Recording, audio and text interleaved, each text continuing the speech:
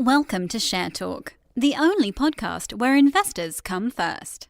We're joined today on Share Talk by Lincoln Moore, Executive Director, Dekel Oil, on the London Stock Exchange, ticker DKL. Good morning, Lincoln. Thank you for joining us again on Share Talk. Good morning, Alex. Thanks for having me. The RNS to the market, your Q1 28 production update. Can you give us some comments on them figures? Yes, Alex. I guess a continuation really of sort of slightly volatile production, really. I mean, it's been 3 quarters in a row which have really not followed historical seasonal trends. We had Q3 last year, which was around about 19% down production. Then we had a very strong Q4 last year where production was up 56%. And today, this is the first part of the high season. We posted production numbers down 17%. So very, very up and down. And not really following the seasonal trends. I think, where we were in terms of our expectations for Q1, of course, we had a very strong, we saw a lot of fruit around the industry through the high season last year. And we also saw, obviously, a very strong Q4. So we'd made plans as early as mid last year to expand our mills capabilities. So we've moved our mill up from a 60 tonne per hour to a 75 tonne per hour in anticipation of a continuation of very strong production during the high season. And really, we haven't sort of seen that peaky flood of stock come through as yet. We're obviously hopeful it will, but we obviously can't be certain. But certainly Q4, December was very strong. January was quite strong, and then when the typical flood of fruit starts in February, it's come through.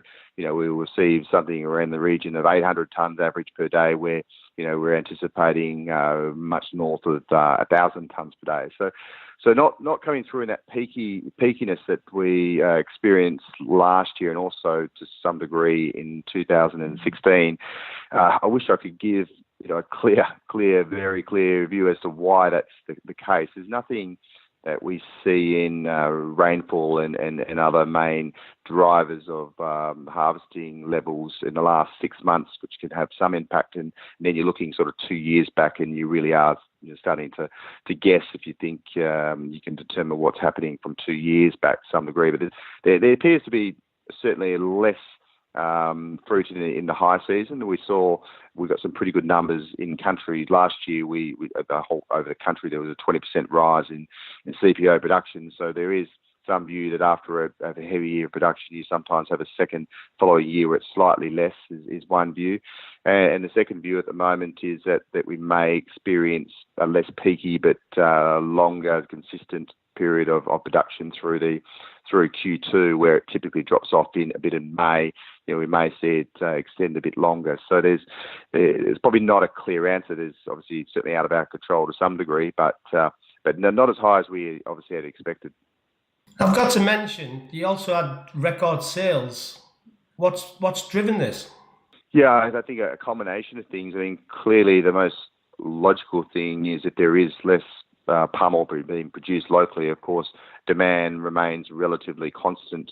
So we're have a situation now where the refineries that we sell to are very keen to buy what's available, and there's less available. So it's certainly meant that quantities sold are virtually matching quantities produced at the moment, whereas typically last year and the year before we started to build stock levels this time of year because supply was outstripping demand. So that's the main driver.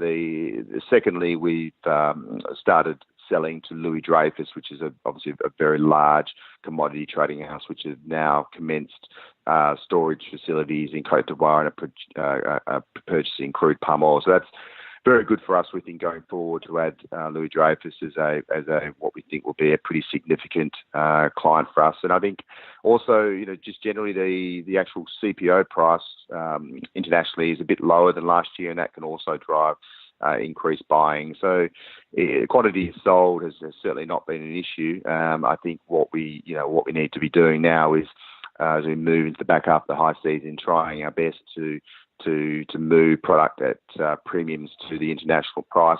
It's obviously more challenging during the high season because there's oil, there's more oil around. But as we're seeing quantities being less than expected, we're pushing hard to add to the price that we're selling at to our main players. And certainly, indeed, if there is less oil around the high season, there'll be very strong demand, no doubt, for our product, and we expect even higher premiums again in the low season.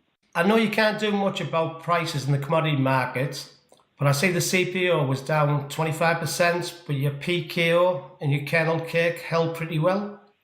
Yeah, the CPO international US dollar price is probably not down to that degree. I think this stage last year we saw US dollar figures somewhere between $7.25 and even as high as $800, where we're sort of seeing at the moment around about $675 a tonne. So that's partially the reason, and then really the other main driver is the appreciation of the euro against the US dollar, which has taken place sort of the back end of last year and the start of this year, which is last year at this time I think the euro US was 1.06, 1.07.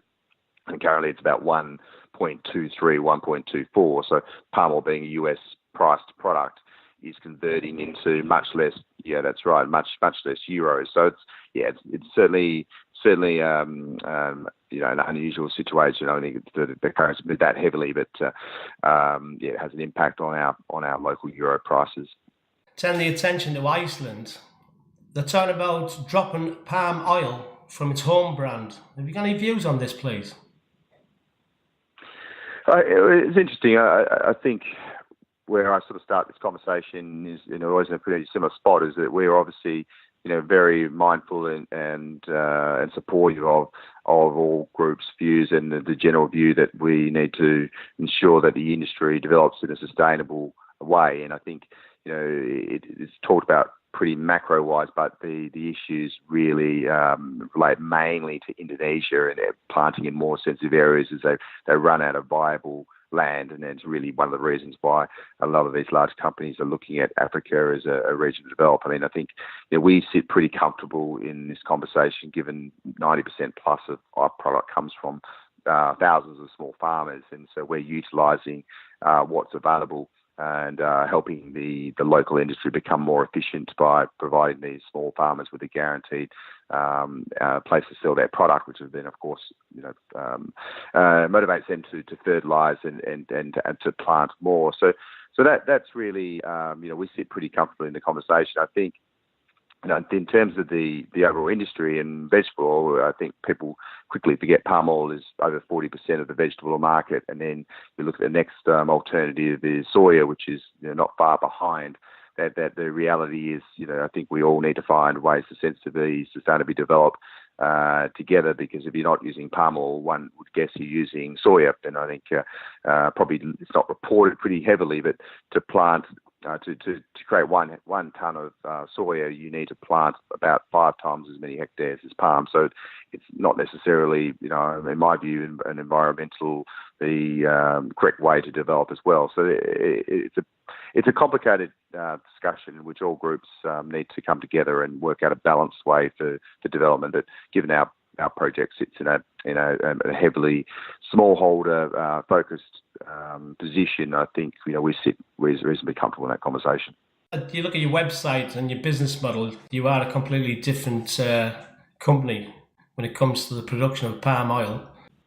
Well, that's right, and as I say, in our market in Africa, there is a huge net import demand, which without local palm oil being developed is all being imported, or has to be imported from Southeast Asia. I think it's around about 1 million tonnes that need to be imported per year. So we're servicing purely the local market. None of our product is relevant to Europe. It's sold to refineries who sell finished products in country or within the West African region. So it's as vital that the industry be developed. It's often overlooked. It's one of the very few agricultural industries which is very labour intensive. So it is a massive employer. It's a massive industry for small farmers. So So we need to bear in mind that in the overall conversation, economic benefits that palm oil brings to areas where there is significant unemployment and significant areas of land which can be developed sensibly. Just on a final question, please. What are your plans for the rest of the year, and what message do you have for your shareholders?